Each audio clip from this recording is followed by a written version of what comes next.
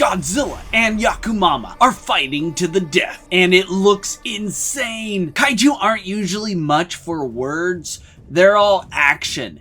As Godzilla fights against Yakumama's kaiju crushing tentacles, Jason seems to genuinely believe that the new kaiju kid on the block might just ace Godzilla once and for all, which he thinks sucks. Hey, I think killing Godzilla sucks too. The difference is Jason wants to be the one to unalive the king of the monsters. Nuki asks Jason if he's okay, prompting the Godzilla-powered youth to bring old and new readers up to speed. Jet Jaguar swam them across the country in underground tunnels. Jason fought Godzilla in Kansas City, and Roomie taught him yoga kung fu, aka kaiju pressure points. Speaking of Roomie, no, not that Roomie. Yeah, Roomie, she's royally pissed off. Roomie and Commander Rivera's shouting match eclipses the literal kaiju fight. I'm not much for human battles outdoing the kaiju brawls, but for this, I'd make an exception just because it's hilarious. Suddenly, Godzilla telepathically shares his mind with Roomie.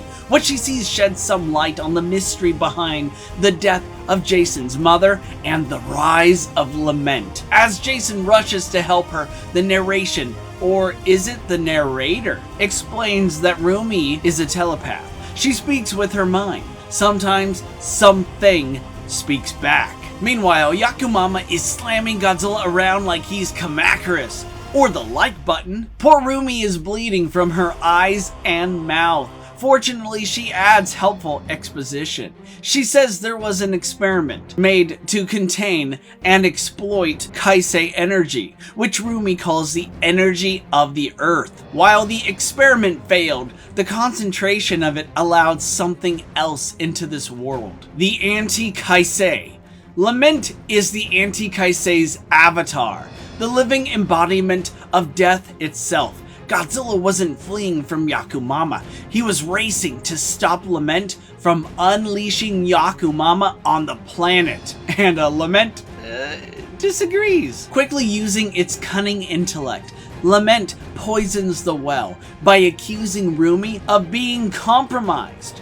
Godzilla took power from humanity, and Yakumama is taking it back. Yeah, that makes perfect sense. Is anyone seriously fooled by this? Unsurprisingly, Commander Rivera is fooled by this. He tries goading Jason into killing Godzilla, all in the name of avenging his mother. Barely able to contain its ulterior motives, Lament smiles. I mean, it's creepy either way. Anyway, Lament smiles as Jason's fist crackles with Kai-Sei energy. Roomie, not exactly feeling golden, counsels the youth. She notes that anger, like Yakumama's insatiable hunger, can never be sated.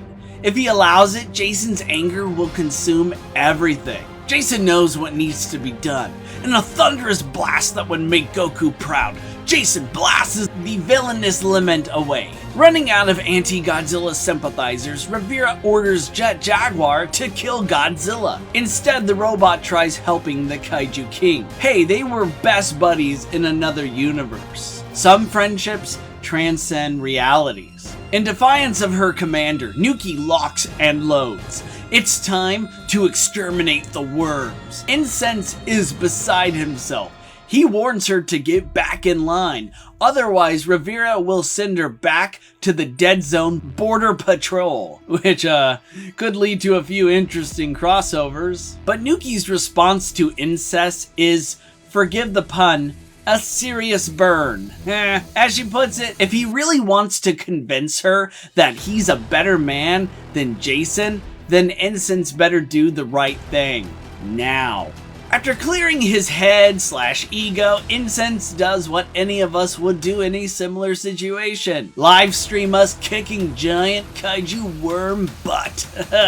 Do worms even have butts? For the first time, GeForce comes to Godzilla's rescue. Jason wants to help them, but Roomie reminds him that his Kai-Sei power will feed the Yacumama. Like Destroya and Hedorah, Yakumama is capable of regenerating and reproducing its numbers at an astronomical rate. Despite being in terrible shape, Roomie finds another way by reaching out to Godzilla's mind, which is not exactly a walk in the park, even for a seasoned telepath. The kaiju mind is vast, and it's even more so with Godzilla's mind.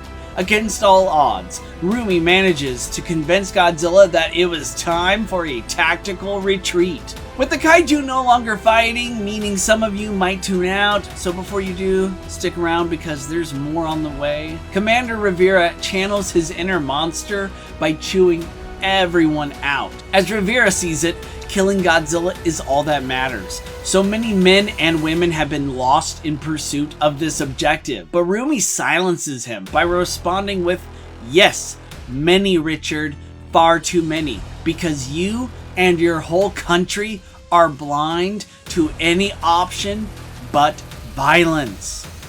America! Suddenly, Yacumama's fragmented remains gruesomely snaps Nuki's arm. Then it takes her hostage before making a clean getaway. Seeing Nuki getting taken seems to snap Rivera to his senses. And that, as Roomie aptly points out, is the consequence of his alliance with Lament. Roomie begins rallying G-Force, but Jason, the superpowered youth wielding Godzilla's power, is nowhere to be found. According to Incense, Jason bolted down the tunnel like a green missile the moment Nuki was taken. Deep in the tunnel system, Jason finds Nuki's blood. It's then he finds Nuki imprisoned by Yacumama, but she screams, "Trap!" Jason is viciously knocked into the earth. Before he can react, Jason is viciously knocked into the earth. Being at the mercy of a parasite with insatiable hunger isn't exactly an inspiring goal. Instead, Jason asks for help and receives it from the most unexpected source, Godzilla. And he's here to team up with Jason.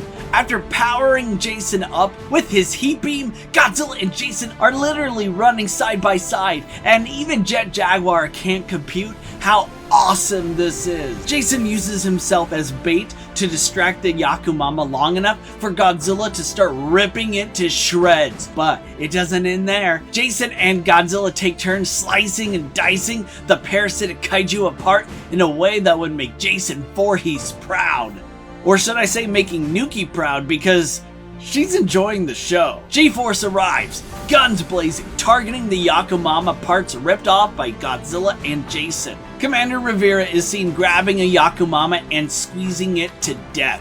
It seems like he's finally come around. In quick succession, Godzilla and G-Force dismember, pulverize, and exterminate the Yakumama plague until one last remnant remains. "After you," Jason says to the Big G, and Godzilla swiftly destroys the last Yakumama. But the show's not over.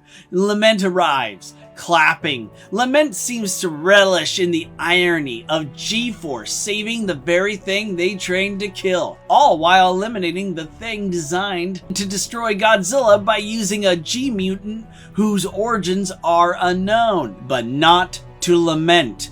Lament hacks into their communication devices, showing them the very same research facility Jason's mother worked at. As Lament explains, these researchers wanted to use Kai-Sei energy to cure cancer. The head engineer had a particular interest in this goal as her late husband was taken by the disease, and she herself was imminently terminal. But Godzilla didn't want to share that power, so he destroyed the facility. As the head engineer lay dying, she heard a voice, offering her a chance to survive. The voice said she would grow, she would change, she would serve the voice. She would become this lamenting thing.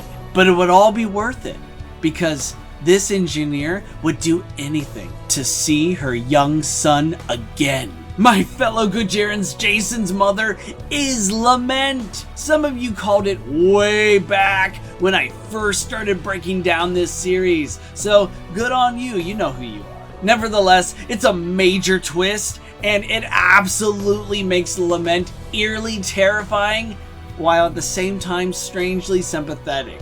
Jason understandably goes thermonuclear. His alliance with Godzilla was short-lived as he strikes Godzilla with an earth-shattering punch. And that's not me being hyperbolic. Jason literally punches Godzilla through the earth and into the heart of Las Vegas. He did it so hard, it even looks like the king of the monsters lost the top of his head. And that brings an end to this issue. Wow, what a shocking twist. I mean, Lament being Jason's mother, that was pretty surreal. And of course, the fact that we're gonna get a round 3 between Godzilla and Jason, and well, only one is going to walk away alive. So you definitely want to tune in next time when I break down easily one of the best Godzilla comic book series in recent years. I'm loving it. The art, for start, it's just been consistently great. It's been written to, I'd say, I just love how it's been written as well. I mean, all the characters, they all have very unique, relatable personalities, and I can't help but root for them. I really do. This is quite possibly the first GeForce team that I'm kind of cheering for. Anyway, let me know what you think down below. I really want to hear from you. I love you all. Take good care, and I'll see you all next time.